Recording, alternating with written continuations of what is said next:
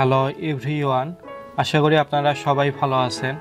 আজকে কথা বলবো রকেট অ্যাকাউন্ট দিয়ে কিভাবে ব্র্যাক ব্যাংকের অ্যাকাউন্টে টাকা ট্রান্সফার করবেন। আপনি চাইলেও ব্র্যাক ব্যাংকের অ্যাকাউন্ট থেকে রকেট অ্যাকাউন্টে টাকা ট্রান্সফার করতে পারবেন। এজন্য আপনার ব্র্যাক ব্যাংকের অ্যাকাউন্টের ইন্টারনেট ব্যাংকিং সেবাটা চালু থাকতে হবে। আজকে এই বিষয়গুলো নিয়ে আলোচনা করব। তার আগে বলে নিচ্ছি, আপনি যদি আমার চ্যানেলে নতুন হয়ে থাকেন তাহলে অবশ্যই সাবস্ক্রাইব করবেন। অলরেডি যদি সাবস্ক্রাইব করে থাকেন, থ্যাংক ইউ সো মাচ।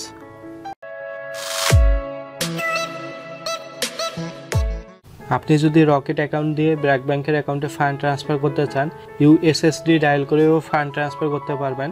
আমি আপনাদেরকে বলবো রকেট অ্যাপস ব্যবহার করে ফান্ড ট্রান্সফার করবেন। প্রথমেই রকেট অ্যাপস দিয়ে রকেট অ্যাকাউন্টে লগ ইন করবেন।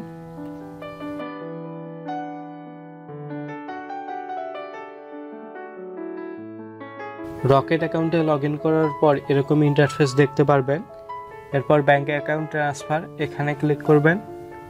এরপর সিলেক্টে ক্লিক করবেন। এরপর টু আদার ব্যাংক অ্যাকাউন্ট এখানে ক্লিক করবেন। এরপর চুজ ব্যাংক এখানে ক্লিক করবেন। এরপর ব্র্যাক ব্যাংক সিলেক্ট করবেন। এরপরে আপনি আপনার ব্র্যাক ব্যাংকের অ্যাকাউন্ট নাম্বার দিবেন। এরপরে অ্যামাউন্ট আপনি সর্বনিম্ন 100 টাকা ট্রান্সফার করতে পারবেন এবং একদিনে সর্বোচ্চ 25,000 টাকা ট্রান্সফার করতে পারবেন এবং দৈনিক 3টে ট্রানজ্যাকশনে সর্বোচ্চ 50,000 টাকা ট্রান্সফার করতে পারবেন। রকেট অ্যাকাউন্ট দিয়ে প্রতি মাসে 30টা ট্রানজ্যাকশন করতে পারবেন এবং প্রতি মাসে সর্বোচ্চ 2 লাখ টাকা পর্যন্ত ব্র্যাক ব্যাংকের অ্যাকাউন্টে ট্রান্সফার করতে পারবেন। এরপর এখানে অ্যামাউন্ট দিবেন। এরপর আপনার এখানে রকেট অ্যাকাউন্টের পিন নাম্বার দিবেন।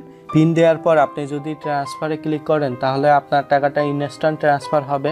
টাকা ট্রান্সফার করার সময় আপনার রকেট অ্যাকাউন্ট থেকে কিছু সামান্য পরিমাণ চার্জ করা হবে।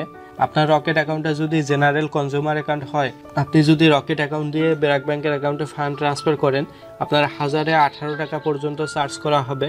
আপনার যদি স্টাইপেন্ড অথবা স্যালারি অ্যাকাউন্ট হয় তাহলে 1009 টাকা পর্যন্ত চার্জ হবে। আপনি যদি ব্র্যাক ব্যাংকের অ্যাকাউন্ট থেকে রকেটের অ্যাকাউন্টে টাকা নিয়ে আসেন তাহলে এক্ষেত্রে আপনার কোনো চার্জ হবে না। আপনাদের যদি এই বিষয়গুলো নিয়ে কোনো সমস্যা থাকে তাহলে অবশ্যই জানাবেন। আজ এ পর্যন্ত। আপনাদের যদি ভিডিওটা ভালো লেগে থাকে তাহলে অবশ্যই লাইক দিবেন, শেয়ার করবেন, কমেন্ট করবেন এবং অবশ্যই সাবস্ক্রাইব করবেন।